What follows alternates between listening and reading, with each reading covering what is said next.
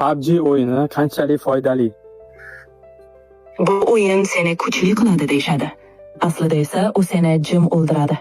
PUBG bu zamonaviy maydon, ammo bu jang emas. Bu nevrologik tajriba. Har bir urush, har bir kill miyangda dopamin portlashi. Tadqiqotlar shuni ko'rsatadi. O'yin davomida dopamin darajasi narkotik darajasiga yetadi. Miyang mukofotga o'rganadi, lekin hayotda mukofot yo'q. Shunda tushkunlik boshlanadi. Har safar g'alaba qozonganingda miyang "Ha, bu foydali" deydi.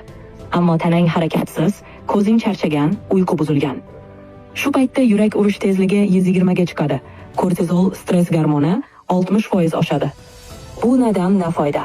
PUBG refleksni o'tkirlaydi, jamoaviy fikrlashni o'rgatadi. Lekin bu faqat 1 soatlik o'yin.